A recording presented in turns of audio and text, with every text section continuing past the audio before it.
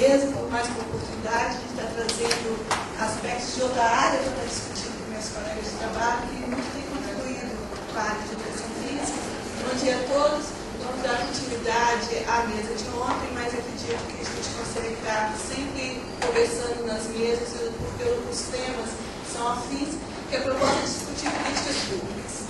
É muito interessante pensar políticas públicas de esporte, em especial do esporte para pessoas com deficiência. Há mais ou menos 10 ou 15 anos atrás, eu trouxe para o Brasil uma modalidade nova, esportiva, que é a dança cadeira de rodas, e fomos percebendo que não existe um espaço social, político, cultural dentro dessa proposta. Por isso, quando o Emílio convidou para a gente pensar as políticas públicas dessas modalidades, foi de grande interesse. Alguém pode ir passando por aí, por favor?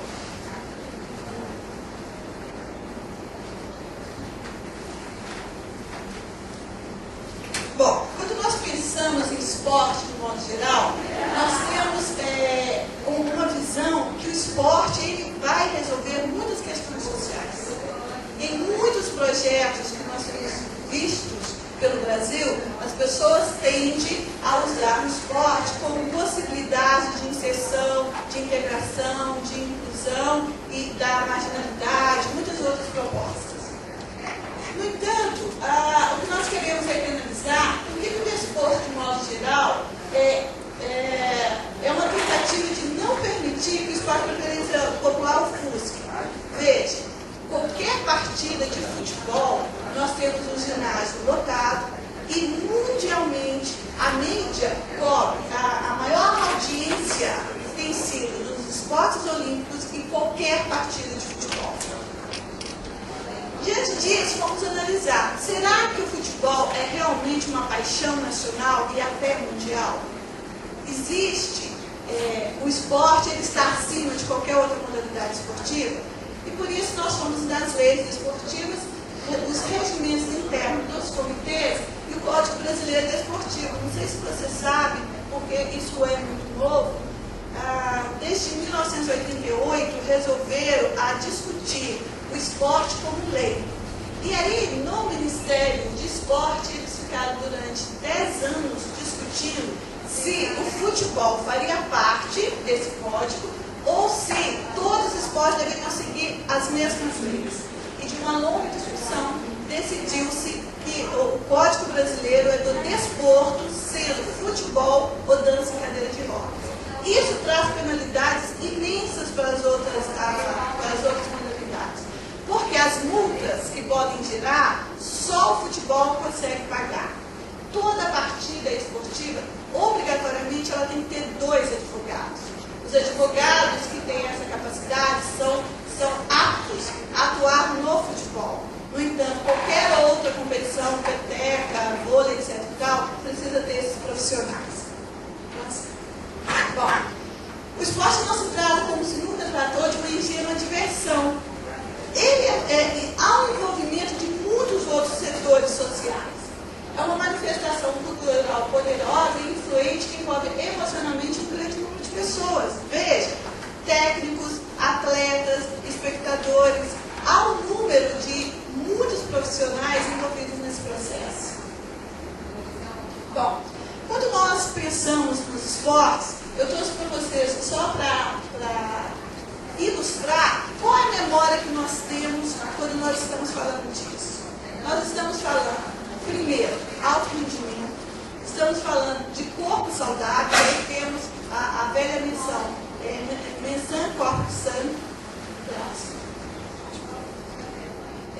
Sempre estamos pensando naquela relação do vencer. O esporte implica uma competição e sempre vai ter um vencedor e um perdedor.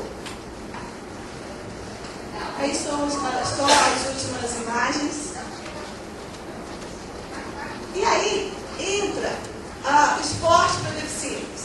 A primeira modalidade que surgiu foi o basquete na cadeira de rodas. E talvez por isso o basquete seja uma das atividades mais desenvolvidas no mundo.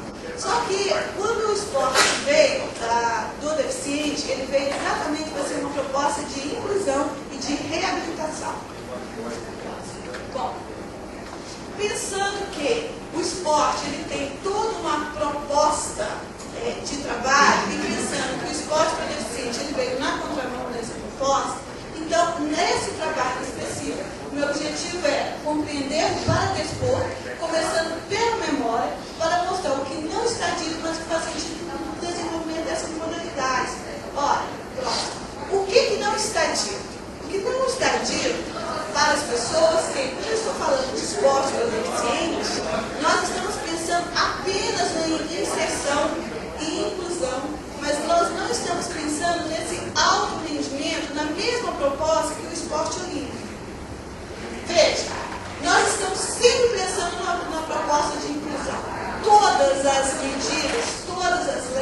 colocam isso, seja que nome for, integração, inserção, inclusão, estamos sempre buscando essa relação. Próximo, por favor. Bom, mas quando nós pensamos em esporte, aí eu gostaria de relatar para vocês uma história muito recente, que é o Parapan. O PAN e o Parapan, que eu acredito que todos vocês assistiram alguma coisa na mídia. Muito bem. Se nós pensamos no esporte como proposta de inclusão, foi feito agora, no Rio de Janeiro, toda uma construção física para quê? Para atender todas as necessidades dos jogos. Muito bem. Todas as situações de rampas, todas as barreiras arquitetônicas foram pensadas e construídas. E a questão é, se nós estamos pensando em inclusão, se a proposta é de inclusão, por que os Jogos Olímpicos e Paralímpicos não aconteceram no mesmo momento? Não sei se vocês tiveram a oportunidade de participar de algum dos Jogos Olímpicos. Os ingressos eram caros e necessários comprar com antecedência. Diferente do Paralímpico, era totalmente gratuito e ainda assim não tinha público. Se nós estamos pensando em inclusão, que público é esse que estava presente no Parapan?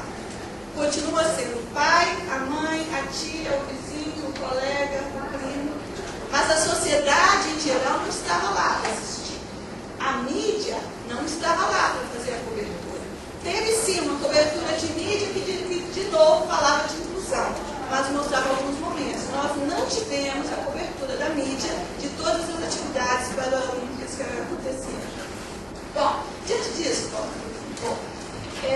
vamos pensar, por que a mídia não fez essa cobertura? Por que vocês não tiveram interesse de ir lá assistir esses jogos? Porque quando nós pensamos no esporte para deficiente, isso nos remete à história factual.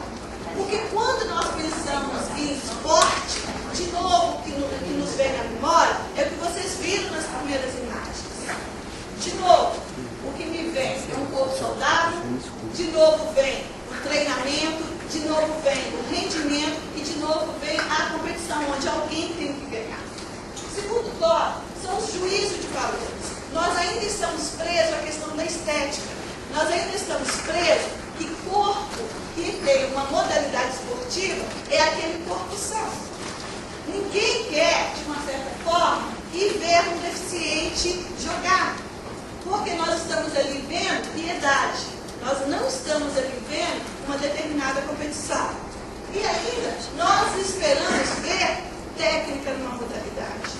Nós ainda buscamos perceber a melhor possibilidade de desenvolver no menor tempo possível o maior rendimento. Próximo.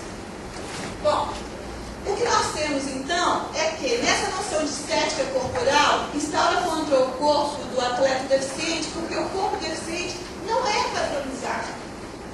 Por mais que se discuta a inclusão, por mais que medidas políticas propõem isso, nós ainda temos uma memória muito forte do que esse corpo é estilizado. Agora, de tudo isso não é ruim. Se por um lado nós ainda estamos presos a essa memória social e cultural, por outro lado, essas modalidades paradesportivas, elas dão um sentido do pensamento estético do corpo que provoca questionamentos de ruptura. E isso está acontecendo. Agora, a passos muito e muito lentos. Próximo. Então, para pensar essas questões, eu fiz as seguintes perguntas. Olha, quem joga futebol e quem joga basquete em cadeira de rodas? Onde que eles jogam?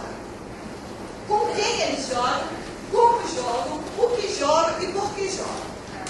Se nós pensarmos por que o Ronaldinho joga futebol e por que o deficiente joga basquete em cadeira de rodas, vocês têm uma ideia de quanto um atleta paralímpico recebe por mês? Eu não tenho ideia de quanto o Ronaldinho recebe, mas eu gostaria de pelo menos 1% por ano, eu ficaria muito feliz. Agora, um atleta paradesportivo, ele recebe um salário mínimo por mês. Quem financia o esporte paralímpico? Banco do Brasil, o Correio. Nós não temos uma Nike por detrás disso.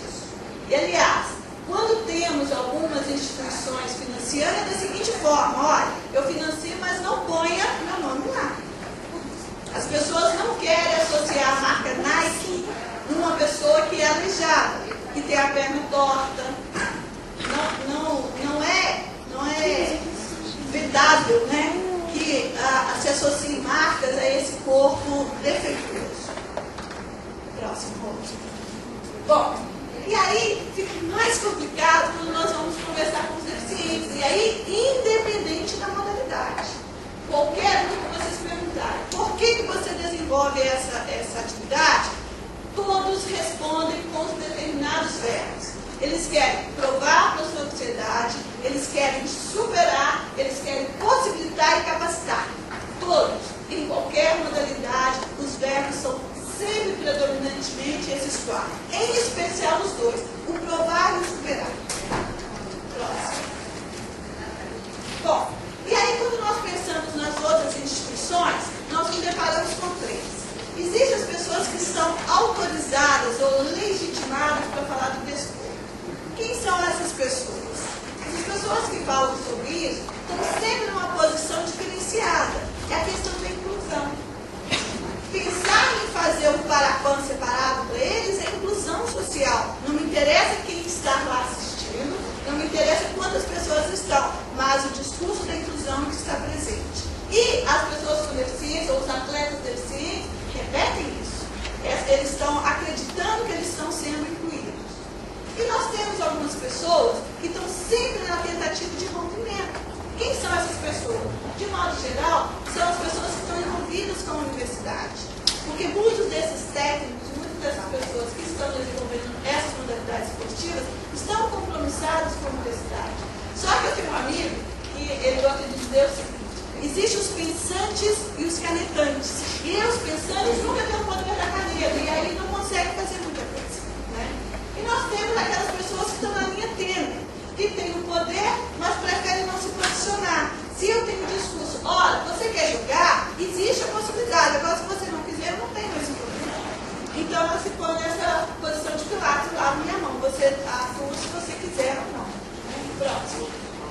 Bom, e aí, quando nós pensamos, pode trazer o próximo. Quando nós pensamos e buscamos fazer uma análise desse processo, e aí a reflexão que eu tenho é: embora a prática do esporte é cada vez mais intensa, e isso vocês estão percebendo, né, dos últimos 10 anos em especial, a gente já consegue ver alguma coisa na mídia, em suas diversas modalidades exercidas, coletivo e individualmente, de modo profissional ou não profissional, tenha sido a fonte geradora das normas e regras das convenções esportivas.